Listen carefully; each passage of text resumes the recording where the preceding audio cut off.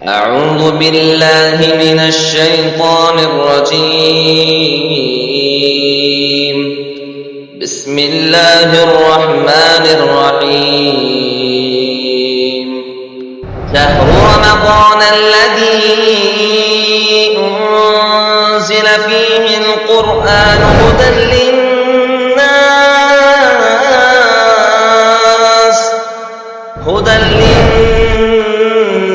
وبينات من الهدى والفرقان، فمن شهد منكم الشهر فليصم، ومن كان مريضا أو على سفر فعدة من أيام أخر. اللہ کی دی ہوئی نعمت کو اس کی مرضی کے مطابق خرچ کرنا، یہ شکر عملی ہے. آدمی قلبی شکر کر لیتا ہے، آدمی لسانی شکر ادا کر لیتا ہے، مگر عملی شکر میں بالکل زیرو ہو جاتا ہے. یہاں کہا گیا شکر عملی ہونا چاہیے. اعملوا آل داؤد شکرا. السلام علیکم ورحمۃ اللہ وبرکاتہ. بسم اللہ الرحمن الرحیم. قرآن حکیم کے 22ویں پارے کی تفسیر کا خلاصہ پیش کیا جا رہا ہے.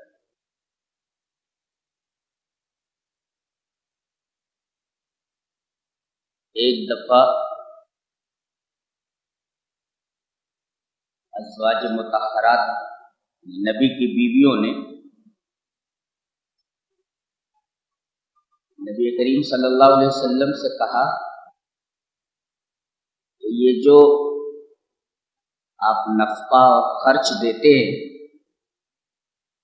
اتنے میں پورا نہیں پڑتا، خرچ بڑھائیے. اور تمام بیویوں نے نبی کریم صلی اللہ علیہ وسلم کو گھیر لیا، گھیر کر کے بیٹھ گئے.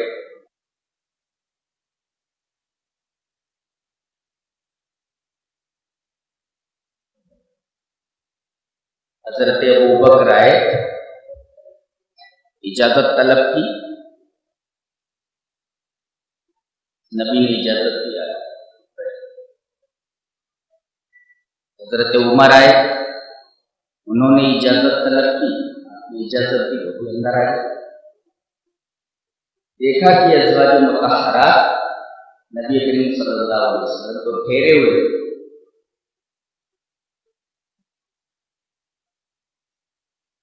دونوں نے پوچھا معاملہ کیا ہے؟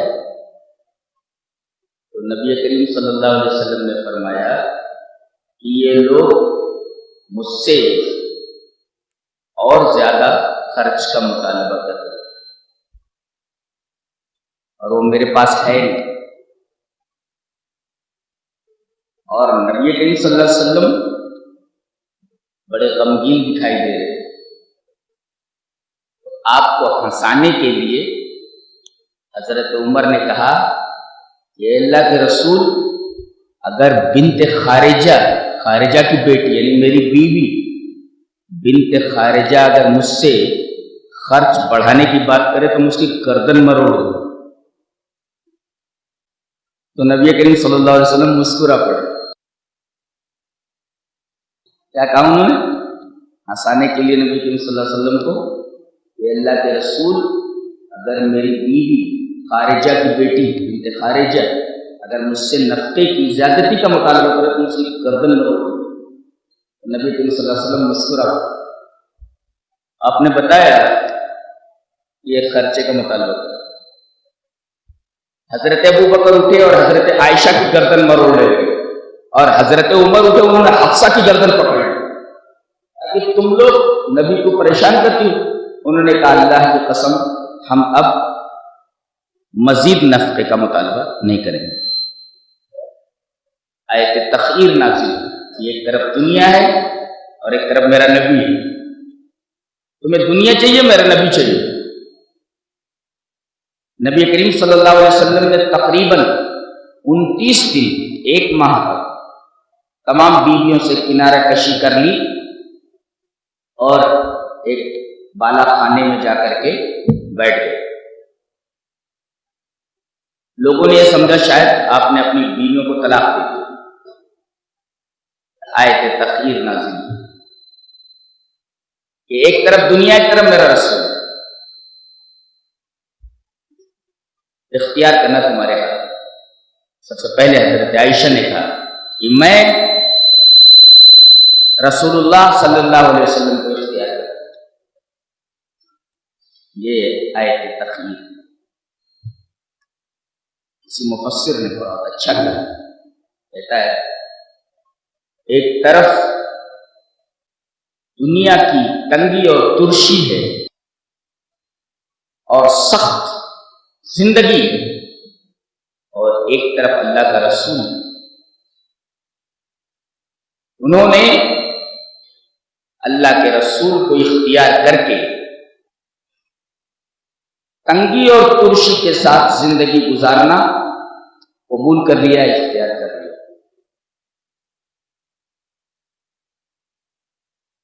اس کے بعد اللہ تبارک و تعالی نے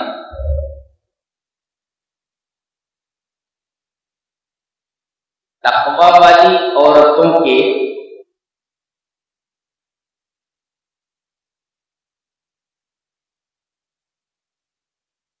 دس احکام بیان فرمائے کہ اگر یہ 10 باتیں تمہارے اندر ہیں تو تمہارے اندر تقوی ہے. اگر یہ 10 باتیں تمہارے اندر نہیں ہیں تو تمہارے اندر تقوی نہیں ہے. کون سی 10 باتیں ہیں؟ ان اتقیتن، اگر تمہارے اندر تقوی ہو تو کیا کیا چیزیں، کیا کرنا ہے تمہیں؟ فلا تخضعن بالقول، کسی اجنبی مرد سے بات کرنا ہو تو بات کرنے کی ممانعت نہیں ہے، عورت بات کر سکتی ہے، لیکن لہجہ جو ہو وہ ذرا روکھا ہو، لہجے کے اندر لچک نہ ہو ضرور. تو بات کرنے کی ممانعت نہیں ہے، بلکہ لہجے کو رف رکھنے کے لیے کہا گیا. فلا تخضعن بالقول، لہجے کو نرم مت کرو، لہجے کو رف رکھو. ایک اور جب بات کرنے لگو تو ایسا نہ ہو کہ سامنے والا محسوس کرے کہ ارے بھائی کہاں آ کر کے میں نے کس سے بات کرنا شروع کر دیا. تو تمہارے گفتگو کا انداز دل آزارانہ نہ ہو، اس سے آدمی کا دل دکھے. تو پہلی چیز تو یہ ہے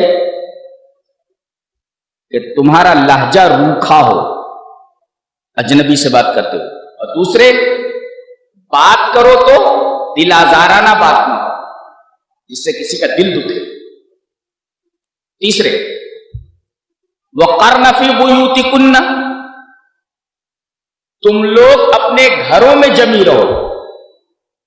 اس کا مطلب یہ ہے تمہارا دائرے کار تمہارا گھر ہے، باہر نہیں. اب ایک سوال پیدا ہوتا ہے، کیا عورت گھر میں سڑتی رہے، اسے بالکل باہر نکلنے کی اجازت نہیں ہے؟ اگر اسے باہر نکلنے کی اجازت نہ دی جائے تو پردہ نہیں، وہ تو قید ہو گیا، جیل ہو گئی. تو کیا پردہ جیل ہے، قید ہے؟ اس کا جواب دیا گیا عورتیں دنیاوی ضرورتوں کے لیے باہر نکل سکتی ہیں ایک، اور دینی ضرورتوں کے لیے بھی، علم سیکھنے کے لیے بھی باہر نکل سکتی ہیں. ایک تو دنیاوی کوئی ضرورت پیش آ جائے تو اس کے لیے نکل سکتی ہیں، اور دینی ضرورت کے لیے بھی باہر نکل سکتی ہیں. وہ کرنا فی بیوتکن کا یہ مطلب نہیں ہے کہ عورتیں گھر میں اس طرح رہیں جیسے قیدی جیل میں رہتے، نہیں. دنیاوی ضرورت کے تحت اور دینی ضرورت، دینی مصلحت کے تحت وہ باہر نکل سکتی. وقرن فی بیوتکن، اپنے گھروں میں جمع. ولا تبرجن تبرج الجاہلیۃ الاولی، باہر نکلنے کی اجازت ہے مگر بن سمر کر کے، اپنا حسن دکھانے کے لیے، بن ٹھن کر کے، لوگوں کو رجھانے کے لیے، لوگوں کی توجہ اپنی طرف مبذول کرنے کے لیے باہر نکلنا منع ہے، حرام ہے. کتنی چیزیں ہو گئی؟ ایک تو لہجہ روکھا ہو، دوسرے دل آزارانہ انداز نہ ہو گفتگو، گھروں میں رہو، نکلو تو ضرورت کے تحت نکلو، اور واقمنا الصلاۃ، نماز قائم کرو۔ ایک نقطہ اس میں ہے، ایک مفسر لکھتا ہے کہ حجاب کے بعد اللہ نے نماز کا ذکر فرمایا، مان بات، وَلَا تَبَرَّجْنَ تَبَرُّجَ الْجَاهِلِيَّةِ الْأُولَىٰ وَأَقِمْنَا الصَّلَاةَ، پردے کا ذکر کرنے کے مان بات کہا نماز پڑھو۔ یہ پردے میں اور نماز میں کیا تعلق ہے؟ مفسر تبصرہ کرتا ہے لِأَنَّ الْحِجَابَ عِبَادَةٌ لَا عَادَةٌ، کہ پردہ یہ عبادت ہے، عادت نہیں ہے۔ جس طریقے سے نماز عبادت ہے اسی طرح پردہ عبادت ہے، عادت نہیں ہے۔ وہ آپ کی عادت ہے، آپ چاہیں تو پردہ کریں نہ کریں، یہ عبادت ہے، آپ کو کرنا ہی ہے۔ جس طرح نماز پڑھنا ہی ہے ایسے پردہ کرنا ہی ہے، اس لیے کہ لِأَنَّ الْحِجَابَ عِبَادَةٌ لَا عَادَةٌ، بہت بہترین تفسیر ہے۔ پردہ یہ عبادت ہے نماز کی طرح، عادت نہیں ہے۔ اس وجہ سے اللہ تبارک و تعالیٰ نے پردے کے بعد مان نماز کا تذکرہ فرمایا۔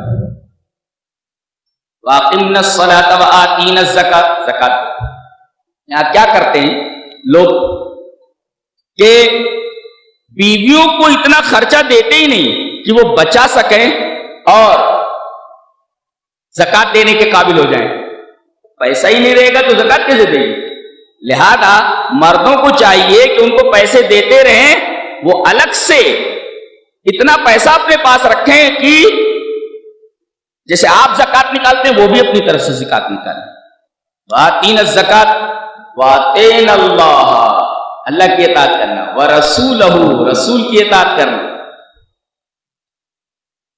اللہ اور اس کے رسول کی اطاعت کا کیا مطلب ہے؟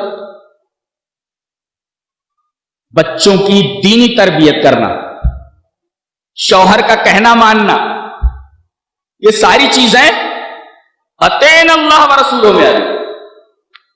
اس کے بعد وَاذْكُرْنَ مَا يُتْلَىٰ فِي بُيُوتِكُنَّ مِنْ آيَاتِ اللَّهِ وَالْحِكْمَةِ، گھروں میں رہ کر تمہیں کرنا کیا ہے؟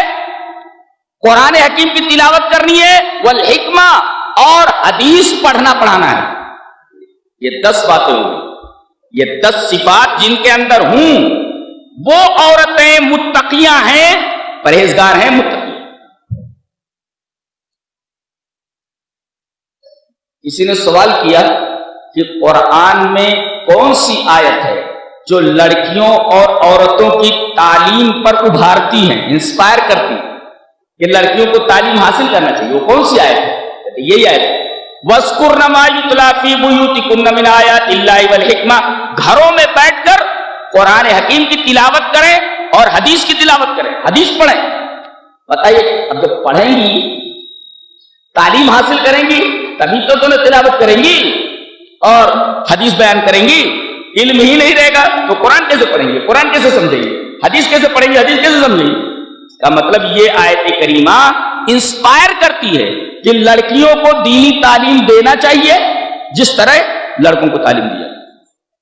اس کے بعد اللہ تعالی نے، یہ تو عورتوں کے لیے 10 احکام ہیں متقی بننے کے لیے، اب 10 صفات، اگر یہ 10 صفات تمہارے اندر آ جائیں تو اخلاق و کردار کی اصلاح اچھی طریقے سے ہو جائے۔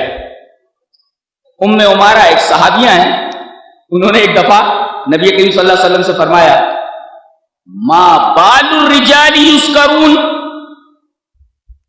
والنساء لا تذکر، کیا بات ہے جو قرآن میں مردوں کا ذکر تو بہت آ رہا ہے، عورتوں کا ذکر نہیں آ رہا ہے؟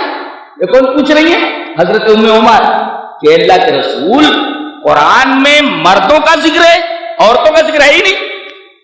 اللہ کے رسول نے فرمایا یہ ہے کریمہ تمہارے لیے جس میں تمہاری 10 صفات بیان کی۔ ان المسلمین والمسلمات والمؤمنین والمؤمنات والقانتین والقانتات والصادقین والصادقات والصابرین والصابرات والخاشعین والخاشعات والمتصدقین والمتصدقات والصائمین والصائمات والحافظین فروجهم والحافظات والذاکرین اللہ کثیرا والذاکرات اعد اللہ لهم مغفرۃ واجرا عظیما۔ اللہ تبارک و تعالیٰ نے جس طرح مردوں کی 10 صفات بیان کی، ساتھ ساتھ عورتوں کی 10 صفات بیان کی۔ اسلام، ایمان، قنوت کا مطلب جانتے ہیں؟ کسی عبادت کو پابندی کے ساتھ کرنا، استمرارن کرنا، کنٹینیوسلی کرنا، اس کو کہتے ہیں قنوت۔ صدقہ دینے والے مرد صدقہ دینے والے مرد، اللہ سے ڈرنے والے مرد اللہ سے ڈرنے والے، اللہ کا ذکر کرنے والے مرد اللہ سے ذکر کرنے والے مرد۔ 10 صفات آپ دیکھ لیں، یہ 10 صفات اگر آ جائیں، جن کے اندر بھی آ جائیں، تو ان کے اخلاق و کردار کی، کیریکٹر کی اصلاح ہو جائے۔ اس کے بعد اللہ تبارک تعالیٰ نے فرمایا وَمَا كَانَ لِمُؤْمِنٍ وَلَا مُؤْمِنَةٍ إِذَا قَضَى اللَّهُ وَرَسُولُهُ۔ دنیا میں ہر چیز میں آپشن ہے، یہ کر لو، یہ کر لو، یا یہ کر لو۔ دنیا کے ہر چیز میں آپشن ہے، آپ کو اختیار دیا گیا ہے، لیکن ایک معاملے میں نو آپشن نہیں۔ کب؟ جب اللہ اور اس کے رسول کسی بات کا فیصلہ کر دیں تو تمہیں کرنا ہے، تو اب آپشن نہیں رہ جاتا، آپشن نہیں۔ وَمَا كَانَ لِمُؤْمِنٍ وَلَا مُؤْمِنَةٍ إِذَا قَضَى اللَّهُ وَرَسُولُهُ أَمْرًا أَن يَكُونَ لَهُمُ الْخِيَرَةُ مِنْ أَمْرِهِمْ۔ اللہ اور اس کے رسول جب کسی چیز کا فیصلہ کر دیں تو اب آپشن نہیں رہ جاتا، آپ کو کرنا ہی ہے۔ دنیا کی تمام چیزوں میں آپشن ہے، مگر ایک چیز میں آپشن نہیں ہے، جب اللہ اور اس کے رسول کسی بات کا فیصلہ کر دے تو تمہیں کرنا ہی ہے۔ اس کے بعد بتایا گیا کہ دنیا میں شادیاں تو بہت ہوتی ہیں، ایک بڑی عجیب و غریب شادی ہوئی ہے کہ اللہ نے نکاح پڑھایا۔ کون ہے وہ؟ نبی کریم صلی اللہ علیہ وسلم کی بیویوں میں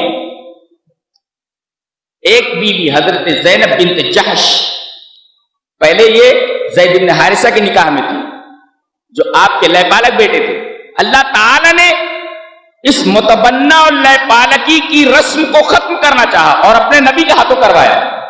لوگ لے پالک جس کو بیٹا بنا لیتے، منہ بولا بیٹا، اس کی بیوی سے شادی کرنا اسی طریقے سے حرام تھا جیسے سگے بیٹے کی بیوی سے، بہو سے۔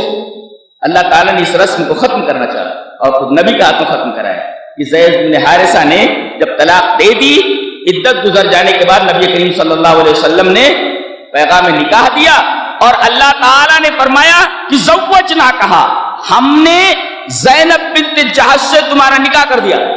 نہ تو مہر متعین ہوئی، نہ نکاح پڑھایا گیا، نہ اور کوئی بات کی گئی، نہ گواہ لائے گئے۔ اللہ تبارک و تعالیٰ نے کہہ دیا زوجنا، کہا ہم نے تمہاری شادی اس سے کر دی، بس ہو گئے۔ نبی کریم صلی اللہ علیہ وسلم ڈائریکٹ گھر میں چلے گئے۔ وہ فخر کیا کرتے، ارے تمہاری شادیاں تو دنیا میں ہوئی ہیں، میری شادی عرش پر ہوئی ہے۔ اللہ فخر کیا کرتے حضرت زینب بنت جحش۔ ایک نقطہ آگے بہت پیارا ہے، کیا شادی کے بعد فوراً تبلیغ کا ذکر کیا گیا۔ جہاں شادی کا بیان ختم ہو رہا ہے وہاں سے کہا جائے الذین یبلغون رسالات اللہ، شادی کے ذکر کے بعد تبلیغ کا معاملہ، تبلیغ کا ذکر۔ بعض لوگ کہتے ہیں کہ بھئی ہمارے بیوی بچے ہیں تو ہم دعوت و تبلیغ کیسے کریں، ہمیں موقع ہی نہیں ملتا۔ بتایا گیا دیکھو 9 بیویاں ہیں لیکن تبلیغ و دعوت پر کوئی اثر نہیں پڑ رہا ہے، لہذا کوئی آدمی بہانہ نہ بنائے کہ بیوی اور بچوں میں پھنس کر کے میں تبلیغ نہیں کر رہا ہوں۔ ٹائم نکالو جتنا ٹائم نکال سکو۔ اسی وجہ سے اللہ تبارک و تعالی نے شادی کے فوراً بعد تبلیغ کا ذکر فرمایا، الذین یبلغون رسالات اللہ، تبلیغ کرنا ہی ہے، ایک فریضہ ہے۔ اس کے بعد نبی کریم صلی اللہ علیہ وسلم کی صفات بیان کی گئی، ان میں ایک صفت ہے وَدَاعِيًا إِلَى اللَّهِ، آپ اللہ کی طرف بلانے والے ہیں۔ آج دنیا شخصیتوں کی طرف بلا رہی ہے، آئیے ہمارے پیر صاحب کی طرف، آئیے ہمارے امام صاحب کی طرف، آئیے ہمارے فلاں حضرت کی طرف، آئیے فلاں جناب کی طرف۔ یہاں بتایا جا رہا ہے بلاؤ تو صرف اللہ کی طرف، اگر بلانا ہوتا تو رسول اپنی طرف بلاتے۔ یہاں کہا جا رہا ہے وَدَاعِيًا إِلَى اللَّهِ، نبی کریم صلی اللہ علیہ وسلم کی ایک صفت بیان کی گئی کہ آپ اللہ کی طرف بلانے والے ہیں۔ نقطہ یہ ملا کہ آدمی دعوت دے اگر دین کی تو شخصیت کی طرف نہیں بلکہ اللہ اور اس کے رسول کی طرف دعوت دے۔ یہ ضابطہ ہے۔ آج لوگ شخصیتوں کی طرف دعوت دے رہے ہیں، اپنی پارٹیوں کی طرف، اپنے مسلکوں کی طرف دعوت دے رہے ہیں۔ منع کیا گیا، مسلک کی طرف دعوت نہیں، شخصیت کی طرف دعوت نہیں، کسی حضرت کی طرف دعوت نہیں، کسی جناب کی طرف دعوت نہیں، بلکہ دعوت دی جائے تو وہ داعین الی اللہ، اللہ کے رسول اللہ کی طرف دعوت دے رہے ہیں۔ جب رسول کا منہج یہ ہے، رسول کا طریقہ یہ ہے کہ آپ اللہ کی طرف دعوت دیں، تو ہم مسالک اور اسی طریقے سے شخصیتوں کی طرف کیسے دعوت دے سکتے ہیں؟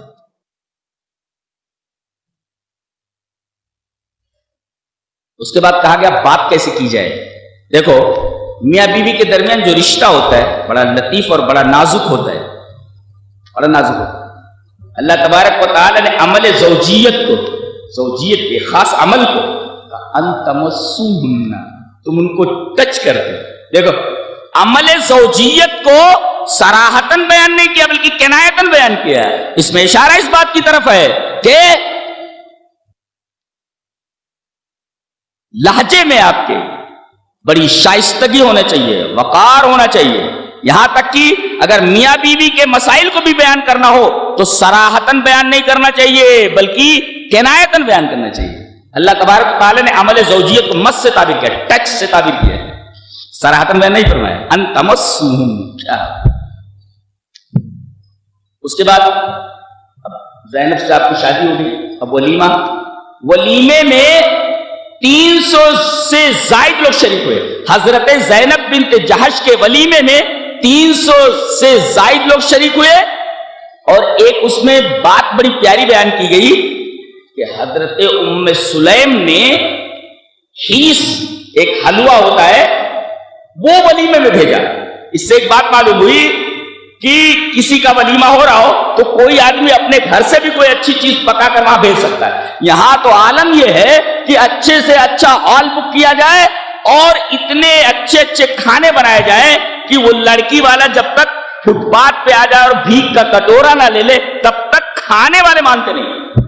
یہ گھوڑے جوڑے کی رسم اور یہ کھانے کی رسم ختم ہو جانا چاہیے۔ یہ سب اسلام میں نہیں ہے اور اسلام اس کو سخت ناپسند کرتا ہے، کراہیت کی نظر سے دیکھتے ہیں۔ یہاں نبی کا ولیمہ ہو رہا ہے اور ام سلیم حلوہ بھیج رہی ہے، تو ایسا کیوں نہیں کرتے کہ کسی خالی جگہ کے اوپر ٹینٹ وغیرہ لگا دیں، سائبان لگا دیں، اپنی طرف سے کچھ کھلانے کا انتظام کر لو، کچھ دوست احباب بھیج دیں، اس طریقے سے ولیمہ ہو جائے۔ اس کو کہتے ہیں اسلامی ولیمہ۔ ہم لوگوں کا جو ولیمہ ہے وہ غیر اسلامی ولیمہ، اللہ اور اس کے رسول کی نگاہوں میں سخت ناپسندیدہ۔ اچھا، ولیمے کے آداب بتایا گیا یا ایھا الذین آمنوا لا تدخلوا بیوت النبی۔ اب ولیمہ کے لیے آگے کھا کر کے بیٹھے بات کر رہے ہیں۔ فیستحی منکم، رسول اللہ صلی اللہ علیہ وسلم یہ نہیں کہہ پا رہے ہیں کہ بھئی آپ کھا چکے ہیں تو اٹھ جائیے۔ نبی اتنے حیادار ہیں کہ آپ کے ولیمے میں آئے ہوئے لوگ کھانا کھا کر بیٹھے بات کر رہے ہیں، نبی یہ نہیں کہہ پا رہے ہیں کہ بھئی آپ کھا چکے ہیں تو آپ جائیے۔ وہاں بتایا گیا ان ذالکم کان یؤذن، نبی نہیں بولے حیا سے، اللہ تبارک تعالیٰ نے بول دیا کہ میرا نبی نہیں بول رہا ہے، میں تم کو بولتا ہوں کہ کھانا کھا لو فوراً چلے جاؤ۔ میرا نبی حیا سے نہیں بول پا رہا ہے تو میں تم سے بولتا ہوں کہ یہ چیز میرے نبی کو تکلیف پہنچا رہی ہے۔ ذالکم کان یؤذن نبی، لہذا ولیمے میں یا کہیں دعوت کے لیے جاؤ بن بلائے نہ جاؤ۔ وہاں کچھ لوگ ایسے گھس جاتے ہیں اس یقین کے ساتھ کہ اگر دولہے والے پوچھیں گے تو کہیں گے دلہن کی طرف سے آئے، اور دلہن والے پوچھیں گے کہ دولہے کی طرف سے آئے۔ اس طرح یہ بہت بڑے چور، سب سے بڑا چور کون ہوتا معلوم ہے؟ بن بلائے دعوت میں جا کر کھانے والا سب سے بڑا چور ہوتا ہے جی۔ تو بن بلائے کھانے کے لیے مت جاؤ، ایک، اور دوسرے کھانے کے بعد فوراً وہاں سے اٹھ جاؤ، وہیں بیٹھ کر کے کھانے کی جگہ پر باتیں مت کرتے رہو، یہ صاحب کھانا کو تکلیف پہنچا۔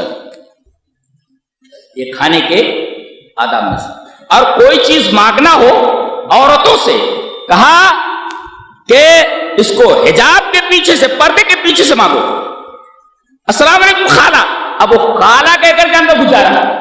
پلیٹ لینا مقصد نہیں ہے، کچھ اور دینا مقصد ہے، کچھ اور دیکھنا مقصد ہے. السلام علیکم خالہ، وہ بولتے اندر جا پردے کے پیچھے سے مانگو.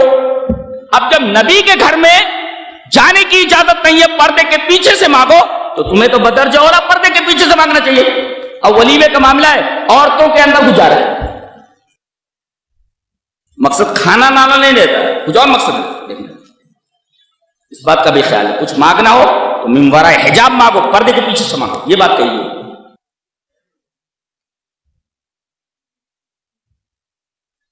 اس کے بعد درود شریف پڑھنے کی تاکید کی گئی، اور خاص طور سے جمعہ کے دن نبی کریم صلی اللہ علیہ وسلم نے فرمایا کہ میرے اوپر بہت زیادہ درود بھیجو. تو جمعہ کے دن زیادہ سے زیادہ درود شریف پڑھنا چاہیے. صحیح حدیث میں. اس کے بعد کہا کہ اے ایمان والو، شادی ہونے لگتی ہے تو نکاح میں آیتیں پڑھی جاتی ہیں. اس میں ایک ہے یا ایھا الذین آمنوا اتقوا اللہ وقولوا قولا سدیدا. اے ایمان والو، تقوی اختیار کرو اور قول سدید ہونا چاہیے. سدید جانتے کس کو؟ تسدید السہم، تیر کو ٹارگٹ پہ مارنا سیدھا کر کے، یعنی جا کر تیر ٹارگٹ پہ لگے، بالکل سیدھا کرنا، اس کو بولتے سدید. تو ایک ہوتی ہے بات صحیح اور ایک ہوتی ہے بات سیدھی. سیدھی بات میں اور صحیح بات میں کیا فرق ہے؟ یہاں اللہ نے یہ نہیں کہا یا ایھا الذین آمنوا اتقوا اللہ وقولوا قولا سدیدا. قولا سدیدا نہیں کہا، قولا سدیدا کہا. بات صحیح ہو یہ نہیں کہا، بات سیدھی ہو. تو سیدھی بات میں اور صحیح بات میں کیا فرق ہے؟ بات صحیح رہتی ہے لیکن سیدھی نہ ہونے کی وجہ سے فتنہ ہو جاتا ہے. جیسے کوئی اجنبی عورت ہے، آپ ادھر سے گزرے، اماں اسٹیشن جانے کا راستہ پوچھے، اماں، برابر. یہ بات سیدھی ہے. اور یہ کہہ دے اے میرے باپ کی بیوی اسٹیشن کا راستہ کس طرف؟ دیکھو بات وہی ہے. اماں، اماں کون ہوتا ہے؟ باپ کی بیوی ہوتی ہے. تو اماں اگر آپ نے کہا تو بات صحیح ہے، بات سیدھی ہے، بات سیدھی ہے. لیکن اگر آپ نے کہا اے میری باپ کی بیوی، فوراً چپل اٹھا لیں گے، اس لیے کہ بات صحیح تو ہے مگر سیدھی نہیں ہے. باپ کی بیوی کو اماں کہا جاتا ہے، لیکن یہاں بات صحیح ہے مگر سیدھی نہیں ہے. تو کبھی کبھی بات صحیح ہوتی مگر سیدھی نہیں ہوتی، جسے فتنہ ہو جاتا ہے. اللہ تعالیٰ نے کہا گھروں میں نندوں کو چاہیے کہ بات سیدھی رکھے، ساس کو چاہیے کہ بات سیدھی رکھے، بہو کو چاہیے کہ بات سیدھی رکھے، سسر کو چاہیے کہ بات سیدھی رکھے. صحیح بھی ہو تو نظر انداز کر کے بات کو سیدھی کریں. سارے معاشرے کا بگاڑ اور شادیاں جو ٹوٹتی ہیں اس کی بنیادی وجہ یہ ہوتی ہے کہ قول سدید نہیں ہوتا. صحیح تو میں نے کہا کہ میں تو صحیح بولی نا، ارے صحیح بولی لیکن سیدھی نہیں تھی، اس وجہ سے گڑبڑ ہو. میں نے کہا غلط بولی، ایسا بہو بولتی، نند بولتی ارے میں نے کہا غلط، میں نے کہا غلط بول دیا، میں نے صحیح بولی تھی. صحیح تو ہے مگر سدید نہیں، سیدھا نہیں. اس کے بعد اللہ تعالیٰ نے فرمایا انسان ظلم اور جہول ہے. ظلم اور جہول، ایک مفسر اس پر تبصرہ کرتا ہے، کہتا ہے الظلم انہ کان ظلوما جہولا. انسان ظالم اور جاہل ہے. مفسر تبصرہ کرتا ہے الظلم والجہل اصل کل شر. یہ ظلم اور جہالت یعنی آدمی کسی پر ظلم کرے اور جاہل ہو، یہ ظلم اور جہل یہ ہر برائی کی جڑ ہے. اگر آدمی کے پاس ظلم ہے اور جہل ہے تو سمجھو ساری برائیاں اس آدمی میں اکٹھا ہو گئی. تمام برائیوں کی جڑ اس کے پاس ہے، ہر برائی کر سکتا ہے. کون؟ ظالم اور جاہل. تو الظلم والجہل ہما اصل کل شر. یہ ظلم اور جہالت یہ دونوں چیزیں ہیں. اگر آدمی ظالم ہو جائے نا ہر کام کر سکتا ہے، ہر برائی کر سکتا ہے. آدمی جاہل ہو ہر کام کر سکتا ہے. تو یہ دونوں چیزیں ظلم اور جہالت یہ آدمی کو تمام برائیاں کرنے پر ابھارتے ہیں، تمام برائیوں کی جڑ ہے یہ دونوں چیزیں جس کے اندر آ گئی، آدمی ہر برائی کرنے پر آمادہ ہو جائے۔ اس کے بعد حضرت داؤد علیہ السلام کو واقعہ بیان کیا گیا، دو باتیں کہی، اعملوا آل داؤد شکرا، ایک بات یہ، اور ان کے بارے میں وَأَلَنَّا لَهُ الْحَدِيدَ، ہم نے ان کے لیے لوہے کو موم بنا دیا تھا۔ دو باتیں کہی، کوئی چھوٹے سے چھوٹا کام ہو اسے حقیر نہیں سمجھنا چاہیے۔ اگر حلال آدمی اس پیشے کے ذریعے کما رہا ہے تو پیشہ کتنا ہی چھوٹا کیوں نہ ہو اسے حقیر نہیں سمجھ رہے۔ دیکھیے یہ لوہاری کا کام کر رہے ہیں، لوہار ہیں کون؟ حضرت داؤد۔ اب کوئی آدمی کہہ رہے ہیں تو لوہار ہے، اور یہ لوہاری ایک حقیر پیشہ ہے۔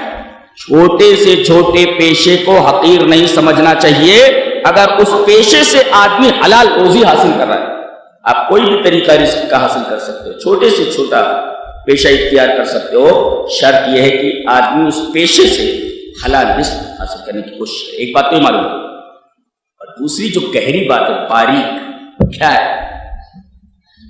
اعملوا آل داؤد شکرا، شکر کے ساتھ عمل لایا گیا کہ آدمی زبان سے تو اللہ کا شکریہ ادا کرتا ہے، دل سے شکریہ ادا کرتا ہے، لیکن عمل سے جب شکریہ کا معاملہ آتا ہے زیرو ہو جاتا ہے، 0/0۔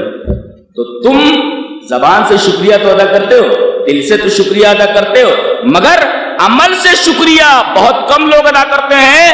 یہاں حضرت داؤد اپنے عمل سے شکر ادا کرتے ہیں۔ عمل سے شکر ادا کرنے کا کیا مطلب ہے؟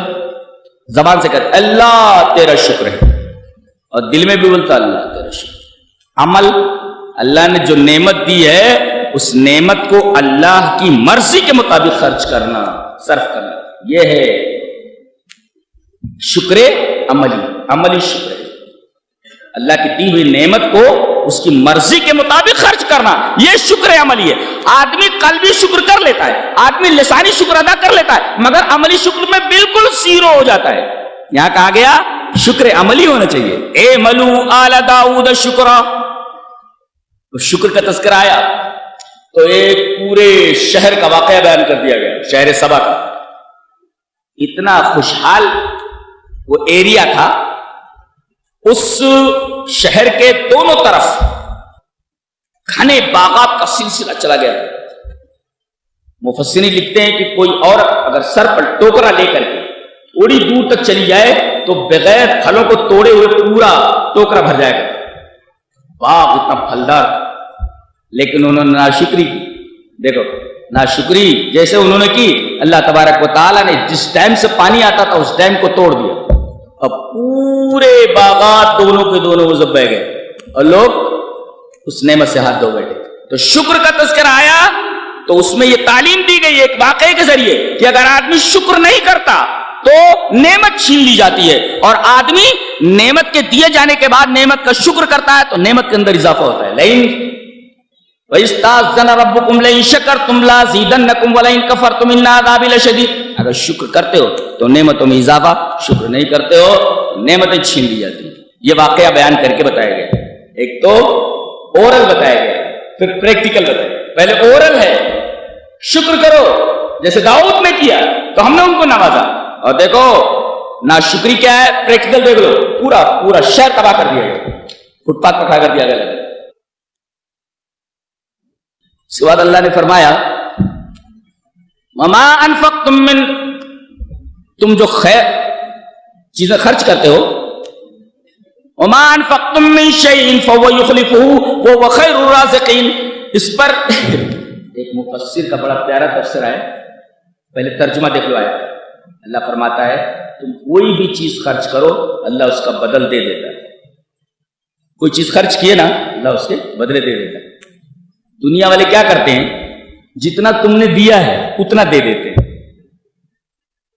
آپ نے 10 روپیہ دیا 10 روپیہ دے دیتے، لیکن اللہ نے فرمایا میں کیسے دیتا ہوں، وہ خیر الرازقین، تو میرے راستے میں دو، میں اسے کئی گنا بڑھا کر کے واپس کرتا ہوں۔ اس پر ایک مفسر کا بڑا پیارا تفسیر کیا کہتا ہے، انفق ما فی الجیب یاتی کا ما فی الغیب۔ بہت بہترین تفسیر ہے، کیا بولتا ہے، انفق ما فی الجیب یاتی کا ما فی الغیب، تو خرچ کر دے جو کچھ جیب میں ہے تو آئے گا تیرے پاس جو کچھ غیب میں۔ جیب سے خرچ کر دے تو غیب سے آ جائے گا. جیب اور غیب کا قافیہ دیکھو, انفق ما فی الجیب, جیب کے اندر جتنی چیزیں نکال دے تو وہ چیزیں آ جائیں گی جو غیب میں ہیں. انفق ما فی الجیب یاتی کا ما فی الغیب. اگر غیب سے آپ کو لینا ہے تو جیب سے نکال دو.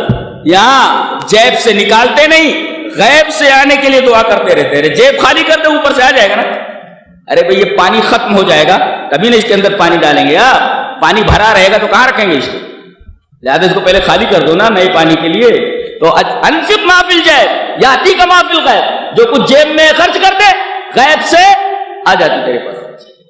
اور ایک مفسر کا تفسیرہ قال ابو حازم کا تفسیرہ ہے, قال ابو حازم عجبت لمن يدخر مالا بعد سماعه هذه الآية. مجھے تعجب ہوتا ہے اس آدمی پر جو مال جمع کرتا ہے اور اللہ کی راہ میں خرچ نہیں کرتا اس آیت کو سننے کے بعد, کہ اللہ کی راہ میں خرچ کرو, جیسے خرچ کرو گے اللہ اس سے زیادہ تمہیں دے دے گا. اس آیت کو سننے کے بعد آدمی اللہ کی راہ میں خرچ نہیں کرتا. مجھے اس آدمی پر تعجب ہے. گویا اس آدمی کا اس آیت پر یقین ہے. اس کے بعد ایک بڑی پیاری بات قرآن حکیم بولتا ہے. ایک سوال آپ سے کرتا ہوں, پہلے سوال کا جواب دو. سب سے بڑا عذاب دنیا میں کیا ہے یا آخرت میں؟ سب سے بڑا عذاب.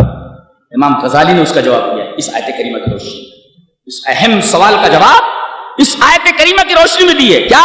وَحِيلَ بَيْنَهُمْ وَبَيْنَ مَا يَشْتَهُونَ كَمَا فُعِلَ بِأَشْيَاءٍ مِّن قَبْلِ. ان کے درمیان اور ان کی خواہشوں کے درمیان رکاوٹ کھڑی کر دی گئی ہے. یہ ہے آدمی اور یہ ہے اس کی خواہش, یہ اس کی تمنائیں. اللہ نے آدمی اور اس کی تمناؤں کے درمیان بیریئر لگا دیا, ایک آڑ کھڑی کر دی. اب بتاؤ آدمی اور تمناؤں کے درمیان اس کے اگر بیریئر لگا دیا جائے, آڑ یا دیوار کھڑی کر دی جائے, اس کا کیا مطلب ہوا؟ آدمی کو یہ تمنائیں ملنے والی نہیں ہے. تمنائیں ادھر ہے, آدمی ادھر ہے, بیچ میں دیوار ہے, تو یہ تمنائیں وہاں پہنچیں گی کیسے؟ کیا تعبیر ہے, اللہ اکبر, کتنی حسین تعبیر, بیوٹیفل ریڈینس, کیا بیوٹیفل ایکسپریشن.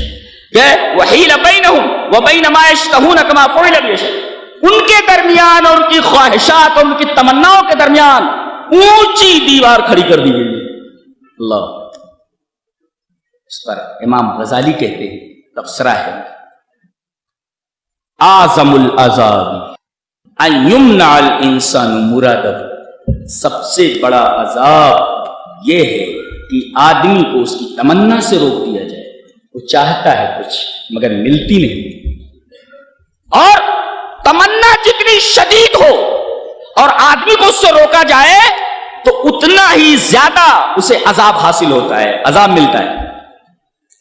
اب حضرت عبداللہ ابن عمر کا ایک واقعہ لے لو, پوری بات سمجھ میں, پوری آیت سمجھ میں آ جاتی. کیا؟ حضرت عبداللہ ابن عمر رضی اللہ تعالی عنہ نے یہ آیت کریمہ پڑھی. ان کے درمیان اور ان کی تمناؤں کے درمیان دیوار کھڑی کر رونے لگے, زاروں قطار رونے لگے. ان کے شاگردوں نے, پاس میں بیٹھے ہوئے لوگوں نے پوچھا, مایوب کی آپ کیوں رو رہے؟ کہا کہ اس آیت کو سن کر کے پڑھ کر کے میں رو رہا ہوں. کہا کیا ہے اس آیت میں؟ کہا جہنمیوں اور ان کی تمناؤں کے درمیان دیوار کھڑی کر دی جائے گی. اللہ. کیا؟ اب پھر آیت پڑھی انہوں نے کہ منادى اصحاب النار اصحاب الجنت ان افیضوا علینا من الماء. اب بولو, جہنم میں ہے, آگ ہے, ٹھنڈا پانی. بتاؤ یہ سب سے بڑی تمنا ہوگی ان کی کہ نہیں؟ آگ میں ہو آدمی, گرمی میں ہو, سب سے بڑی تمنا کیا ہوگی؟ پانی نا, وہ بھی ٹھنڈا پانی. اب بتاؤ سب سے بڑی تمنا اس کی ہوگی ٹھنڈا پانی. اب بتاؤ اس سب سے بڑی تمنا سے اگر اس کو روک دیا جائے تو اس کو کتنا بڑا عذاب اور کتنا دکھ ہوگا. تو سب سے بڑا دکھ یہ ہے, سب سے بڑا عذاب یہ ہے کہ آدمی کو اس کی تمنا سے روک دیا جائے. جیسے جہنمی جہنم میں ہے, آگ میں ہے, ٹھنڈا پانی دیکھ کر کے ٹھنڈا پانی مانگ رہے ہیں. ان کی سب سے بڑی تمنا یہ ہے کہ ٹھنڈا پانی مل جائے, لیکن نہیں ملے. حضرت عبداللہ ابن عمر کہہ رہے ہیں کہ ان کے درمیان اور ان کے تمناؤں کے درمیان دیوار کھڑی کر دی گئی, تمنا پوری نہیں ہو رہی ہے. سب سے بڑے عذاب میں مبتلا ہے, پانی مانگ رہے ہیں, پانی مل نہیں رہا ہے. زارو قطار رو رہے ہیں. تو علامہ غزالی کا جو تفسیرہ ہے کتنا خوبصورت ہے. اعظم العذاب ان یمنع الانسان مرادہ، سب سے بڑی تکلیف اور سب سے بڑا عذاب یہ ہے کہ آدمی کو اس کی تمنا سے روک دیا جائے. یاد رکھو، سب سے بڑا عذاب کون سا؟ آدمی کو اس کی تمنا سے روک دیا جائے. اس کے بعد پیاری بات کہی جا رہی ہے. پہلے ہی دیکھ لو، ڈور ہوتی ہے، ڈور، ایک پتنگ. بولو یہ پتنگ اگر ڈور کا سپورٹ نہ پائے تو فضا میں رہ سکتی ہے؟ نہیں. اگر پتنگ کو ڈور کا سپورٹ نہ ملے تو پتنگ گر جائے گی. ایسے ہی ایمان کو عمل صالح کا سپورٹ نہ ملے تو ایمان اوپر نہیں جاتا. یہی وجہ مفسر لکھتا ہے کہ آدمی کہتا ہے میرے پاس ایمان ہے، میرے پاس ایمان ہے، میرے پاس ایمان ہے. 200 سے زائد جگہوں پر قرآن میں آمنوا وعملوا الصالحات، آمنوا وعملوا الصالحات، آمنوا وعملوا الصالحات، 200 سے زائد جگہوں پر ہے. کیا؟ ایمان کے بعد عمل صالح. یہ ایمان کے بعد عمل صالح، اچھے عمل کا ذکر کرنے کا کیا مطلب؟ اس پر ایک مفسر بڑا پیار بہت خوبصورت تفسیرہ کرتا ہے. کہتا ہے الایمان بلا عمل کالشجر بلا ثمر. ایمان بغیر عمل کے ایسے ہے جیسے وہ درخت جس کے اندر پھل نہ ہو. تو الایمان بلا عمل کالشجر بلا ثمر. ایمان، عمل کے بغیر ایمان ایسے ہے جیسے پھل کے بغیر درخت. لہذا آپ ایمان لائے ہیں تو آپ کو عمل کرنا ہی ہے. اب دیکھو کہا گیا الکلم الطیب یصعد الیہ الکلم الطیب، اس کی طرف پاک کلمے چڑھتے، والعمل الصالح یرفعہ، کلمہ چڑھتا ہے لا الہ الا اللہ محمد رسول اللہ، اور نیک عمل اس کو بلند کرتا ہے. ایسے ہی نا، ڈور نہ ہو تو پتنگ بلند نہیں ہو سکتی، فضا میں گر جائے گی. اسے عمل صالح کا سپورٹ چاہیے. اگر ایمان کو اللہ تک پہنچانا ہے تو اسے عمل صالح کا سپورٹ دو، بلند کرو اس کو، یرفعو، بلند کرو. جیسے ڈور کی وجہ سے پتنگ بلند ہوتی ہے، اگر ڈور نہ ہو تو پتنگ گر جائے. ایسے ہی اگر عمل صالح نہیں تو آپ کا ایمان گر جائے گا. ایسے ہی الایمان بلا عمل کالشجر بلا ثمر، بغیر پھل کے درخت. اس کے بعد بڑی حسین بات کہی جا رہی ہے کہ دنیا میں لوگ بہت ساری تجارتیں کرتے ہیں اور ہر تجارت میں گھاٹا بھی ہوتا ہے، نفع بھی ہوتا ہے. مفسر کے تفسیرہ دیکھو، تجارت لن تبور، اللہ فرما رہے ایک تجارت ایسی ہے جس کے اندر گھاٹا نہیں ہے. مفسر تجارت لن تبور والی آیت کے ٹکڑے پر بحث کرتا ہے کہ کل التجارات تربح وتخسر الا التجارت مع اللہ ولا تخسر بل ہی رابحۃ دوما قط. کہتے ہیں کہ دنیا کی تمام تجارت کے اندر نفع بھی ہوتا ہے، نقصان بھی ہوتا ہے، لیکن ایک تجارت ایسی ہے کہ اس کے اندر گھاٹا نہیں ہوتا، اس کے اندر صرف نفع ہوتا ہے. اللہ سے تجارت کر لو، اس تجارت کے اندر کوئی گھاٹا نہیں ہے، یہ برابر نفع دینے والی تجارت ہے. تو تمام تجارتوں میں نفع و نقصان دونوں، لیکن اللہ کے ساتھ اگر کوئی تجارت کر لے تو صرف نفع ہی نفع ہے. لہذا اللہ سے تجارت کرو. اللہ سے تجارت، اللہ سے تجارت کا کیا مطلب؟ اللہ کی راہ میں خرچ کرنا، اللہ کی راہ میں لگانا. انویسٹ کر رہے ہیں تو انویسٹ میں پیسہ آتا ہے، لہذا اللہ کی راہ میں انویسٹ کرو. اب دیکھو بڑی پیاری بات ہم لوگوں کے لیے، اور آج اسی آیت کو سامنے رکھ کر کے پوری رات گزارے ڈرتے ہوئے. ثم اورثنا الكتاب الذين اصطفينا من عبادنا فمنهم ظالم لنفسه ومنهم مقتصد ومنهم سابق بالخيرات باذن الله. اس آیت کریمہ کو اچھی طرح سمجھو. کہا کہ ہم نے اپنے ان بندوں کو کتاب کا وارث بنایا، کتاب دی ان کو. کن کو؟ اصطفینا، ہم نے ان کو چن لیا. اس پر ایک مفسر تفسیرہ کرتا ہے اہل القرآن ہم الصفوہ. اللہ تبارک و تعالی نے ان لوگوں کو چن لیا ہے جو قرآن کو سمجھتے ہیں، قرآن کو بیان کرتے ہیں. گویا کہ استفینا کی تعبیر میں اہل القرآن داخل ہیں، یعنی جو قرآن کو بیان کرتے ہیں، قرآن حکیم کو سمجھتے ہیں، وہ اللہ تعالیٰ کی اس آیت کریمہ کے اس لفظ میں داخل ہیں. استفینا کے اندر اللہ نے ان کو چن لیا ہے. اہل القرآن ہم الصفوہ.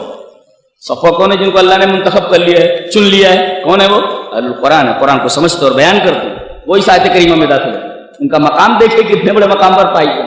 ایک اس کے بعد اللہ تعالیٰ نے فرمایا 3 قسم کے لوگ: ظالم، مقتصد، سابق بالخیرات. 3 قسم کے لوگ. یہ سابق بالخیرات، نیکیوں کے اندر سبقت کرنے والا، آخر میں یہ بلا حساب و کتاب جنت میں جائے گا. اور یہ جو پہلا والا ہے، پہلا والا فمنہم ظالم لنفسہ ومنہم مقتصد، آخر سے لے لیں. یہ جو تیسرا ہے نیکیوں کے اندر سبقت کرنے والا، اسے بے حساب کتاب جنت میں داخل کر جائے. یہ دوسرا جو ہے اقتصاد، بیچ والا، اس سے ہلکا سوال جواب کر کے چھوڑ دیا جائے گا. سوال کیا جائے گا اس سے ہلکا آسان سوال کر کے چھوڑ دیا جائے گا.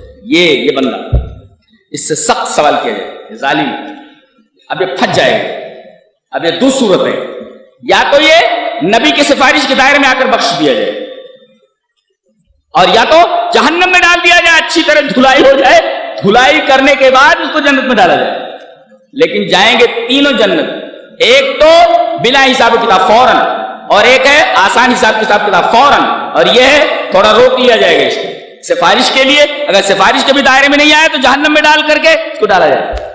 ایک مفسر نے بڑی پیاری بات کی اس کے اوپر کہ یہ جو سابقون بالخیرات کہا گیا ہے، نیکیوں کے اندر سبقت کرنے والے، ان کو آخر میں کیوں لایا گیا؟ اور اس کے ساتھ باذن اللہ کی قید کیوں لگائی گئی؟ اللہ کے حکم سے، اللہ کے اذن سے یہ نیکیوں میں سبقت کرنے والے. مفسر کہتا ہے لئلا یغتر بعملہ، تاکہ آدمی اپنے عملوں پر مغرور نہ ہو جائے. باذن اللہ کی قید لگائی گئی کہ یہ جو نیکیوں میں سبقت کر رہے ہو یہ تمہارا کمال نہیں ہے، یہ ہمارے اذن کا کمال ہے، ہماری توفیق کا کمال ہے، ہم نے تمہیں توفیق دی. لہذا سابقون بالخیرات کے ساتھ باذن اللہ کی قید لگائی گئی کہ اللہ کی توفیق ہے، لہذا مغرور مت ہو کہ میں نیکیاں کر رہا ہوں، اللہ کی توفیق ہے. فارسی شاعر کہتا ہے منت من کہ خدمت سلطان ہمیں کنی، منت شنا سزو کی بخدمت بداشتت. احسان مت رکھ کہ تو بادشاہ کی خدمت کرتا ہے، احسان مان کہ بادشاہ نے تجھے اپنی خدمت میں رکھ رکھا ہے. تو احسان یہ نہیں تم بادشاہ کی خدمت کر رہے ہو، احسان یہ ہے کہ بادشاہ نے تم کو اپنی خدمت میں رکھ رکھا ہے. یہ بات ہے. تو نیکیوں کی طرف تم سبقت کر رہے ہو، یہ تمہارا کمال نہیں. باذن اللہ کی قید لگائی گئی کہ تم عملوں پر مغرور مت ہو جانا. اپنے یہ اللہ کی توفیق ہے جس کی وجہ سے تم نیکیوں کے اندر سبقت کر رہے ہو. تو آج ہم محاسبہ کرتے ہوئے کیا کریں گے؟ ہم دیکھیں کہ کون ہیں سابقون بالخیرات ہیں، بلا حساب کتاب جنت میں جانے والے ہیں، یا مقتصد ہیں کہ بھئی تھوڑا بہت آسان حساب لے کر ہم کو چھوڑ دیا جائے گا، یا یہ ہیں آپ پہلے والے ظلم کرنے والے اپنے نفس کے اوپر. کہیں آپ پھنس نہ جائیں. اگر آپ سفارش کے دائرے میں آ گئے، آپ کی خوش نصیبی نہیں آئے تو آپ کو جہنم میں جانا ہی ہے، اگرچہ بعد میں جنت میں جائیں گے. ایک مفسر نے بہت پیاری بات کہی ہے، باذن اللہ کی بات کا، جنات عدن یدخلونها. تینوں گروہوں کا تذکرہ کرنے کے بعد دیکھا جنات عدن یدخلونها، جنت میں یہ سب جائیں گے. علامہ شنقیطی کا تفسیر ہے کیا؟ هذه الواو يدخلون میں جو واو جمع ہے، يدخلون یہ واو دلالت کرتا ہے کہ يدخلون جمع ہے. تو هذه الواو في كلمة يدخلونها تكتب بماء الذهب لأنها أدخلت أصناف الأمة الثلاثة في الجنة. یہ علامہ شنقیطی کا تفسیر ہے کہ یہ جو يدخلون میں واو ہے اللہ لے آیا ہے، یہ واو ایک حرف ہے، واو اس کو سونے کے پانی سے لکھا جائے. اللہ، یہ واو ہے، واو اس کو سونے کے پانی سے لکھا جائے. کیوں؟ اس لیے کہ اس حرف نے، واو نے، ان تینوں گروہوں کو جنت میں داخل ہونے کا پروانہ دے دیا. سب جنت میں داخل ہوں گے. تینوں گروہوں کا تذکرہ کرنے کے بعد واو جمال آ گیا، جنات عدن یدخلونها، یہ تینوں گروہ جنت میں جائیں گے. یہ واو کو کیا کرو؟ سونے کے پانی سے لکھ ڈالو کہ واو نے آ کر کے کمال کر دیا، کمال کر دیا واو نے. اللہ.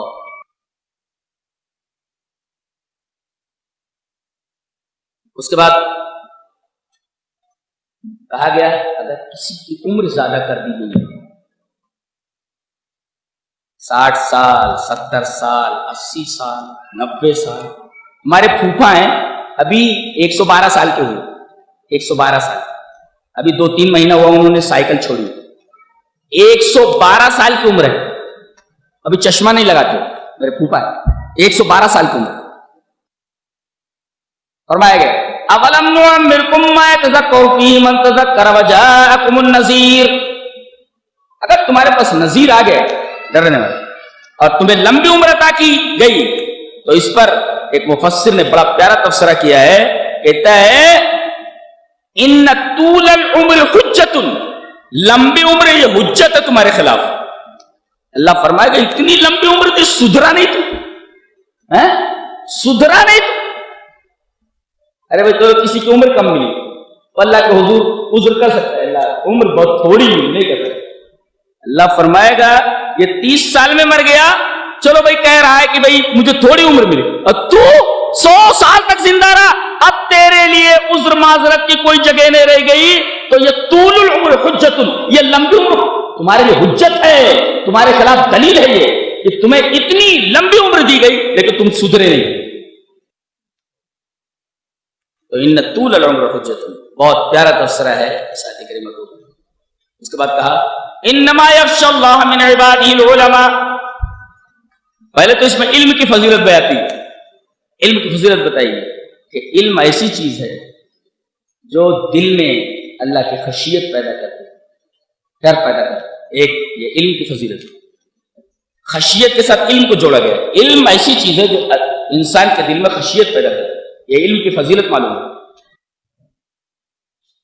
शेख सऊद अश-शुरैम काजी है, वहां बहुत बड़े आलिम और कुरान बड़ी गहरी नजर है, मस्जिद नबी के इमाम भी कुरान बहुत अच्छा पढ़ते हैं, सुनो बहुत प्यारा कुरान पढ़ते हैं।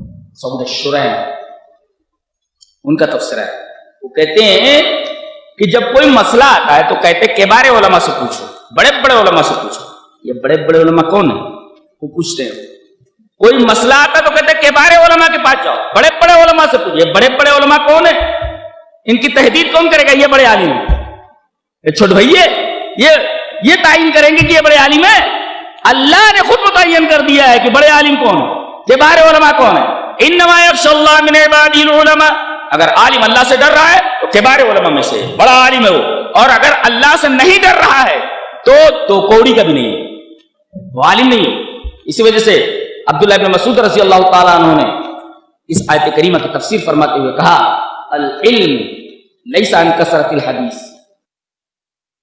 इन्नल इल्म अन कसरतिल खशियत, इल्म ज्यादा हदीसों को याद करने से नहीं है, ये इल्म नहीं है। इल्म दर हकीकत वो है जो आपके अंदर खशियत ज्यादा करे, अल्लाह का डर ज्यादा करे, और जितना ज्यादा अल्लाह से डरेगा उतना बड़ा आलिम है। तो पूछा जाता है कि भाई मसला किससे पूछे, तो कहते बड़े आलिम से। सवाल यह कि बड़ा आलिम कौन, इसकी तहदीद कौन करेगा, बताएगा कौन? अल्लाह ने बता दिया कि बड़ा आलिम कौन है। बड़ा आलिम हो इन्नमा यख्शल्लाह मिन इबादिहिल उलमा, जो अल्लाह से डरते हैं, दर हकीकत वो आलिम, आलिमों की तहदीद की गई, तायीन की गई उनकी, ये बड़े आलिम है। मसला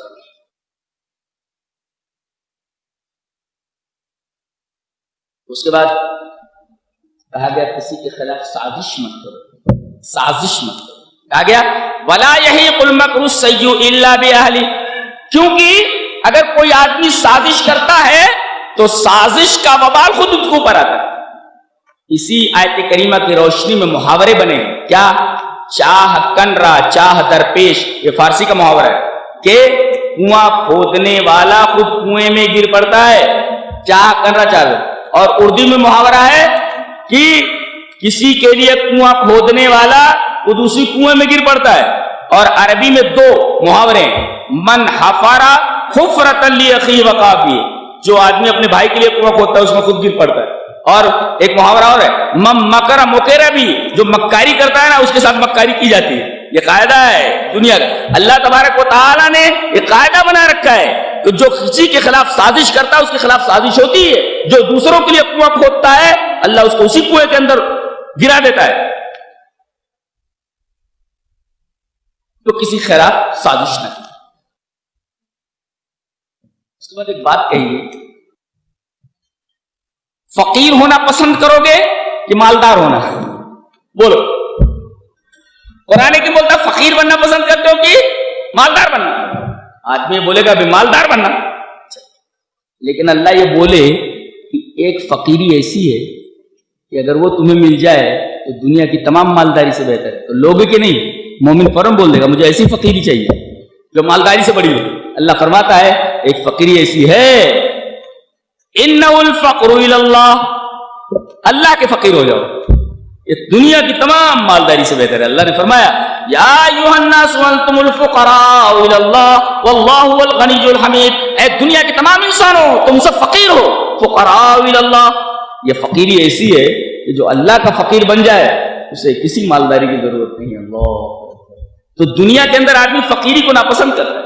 ایک طرف کہتا ہے یہ مالداری ہے فقیری ہے, چوائس کر کیا لیں, فقیری یا امیری, فقیری یا امیر. آدمی کہے گا نہیں امیری لینا ہے, لیکن کوئی یہ کہہ دے کہ ایک فقیری ایسی ہے کہ اگر وہ لے لو تو دنیا کی تمام امیری سے بہتر ہے, تو آدمی کیا کہے گا, مومن یہی کہے گا مجھے چاہیے تو لے لے. تو کیا ہے, بولے اِنَّهُ الْفَقْرُ إِلَى اللَّهِ, اللہ کی فقیری ہے, اللہ کے لیے فقیری ہے, اللہ کا فقیر ہو جاتا ہے, اللہ کا محتاج ہو جاتا ہے. جتنا یہ احتیاج بڑھتا جائے اللہ کے لیے فقیری بڑھتی جائے گی, اللہ آدمی کو اتنا ہی سکون, اطمینان اور عزت عطا کرتا جائے گا. یہ سورہ سبا کے بعد سورہ فاتر, اس کے بعد آگے سورہ یاسین آ رہی ہے. سورہ یاسین یہ 23ویں پارے میں, جس کو ہم انشاءاللہ کل بیان کریں گے, یہ آگے تک چلی گئی. اس میں تمام باس بادل موت پر اتنے دلائل جمع کر دیے گئے ہیں کہ آدمی انکار نہیں کر سکتا کہ مرنے کے بعد زندگی ہے یا نہیں. بات یہاں سے شروع ہوئی ہے کہ ایک بستی میں 3 رسول بھیجے گئے. پہلے ایک بھیجا گیا, انکار کر گیا, دوسرا بھیجا گیا, تیسرا بھیجا گیا. ان کے ساتھ کیا ہوا, پھر پورا واقعہ کیا ہے, تفصیل ہے, اور اس پر اللہ تعالی کی طرف سے جو بیانات ہیں سچ مچ اس لائق ہیں کہ دل کے کانوں سے سنا جائے اور دل کی گہرائیوں میں اتار لیا جائے اور اس پر عمل کرنے کے لیے تیار ہو جائے. یہ رہا 22ویں پارے کا خلاصہ. اللہ تبارک و تعالی ہمیں نیک عمل اور اچھی سمجھ کی توفیق عطا فرمائے. وآخر دعوانا الحمدللہ. وَتِلْكَ حُجَّتُنَا آتَيْنَاهَا إِبْرَاهِيمَ عَلَى قَوْمِهِ نَرْفَعُ دَرَجَاتٍ مَّن نَّشَاءُ إِنَّ رَبَّكَ حَكِيمٌ عَلِيمٌ. وَوَهَبْنَا لَهُ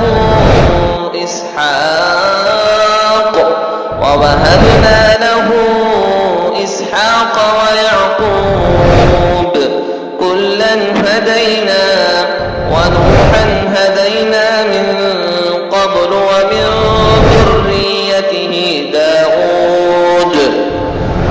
ومن ذريته داود وسليمان وأيوب ويوسف وموسى وهارون وكذلك نجزي المحسنين.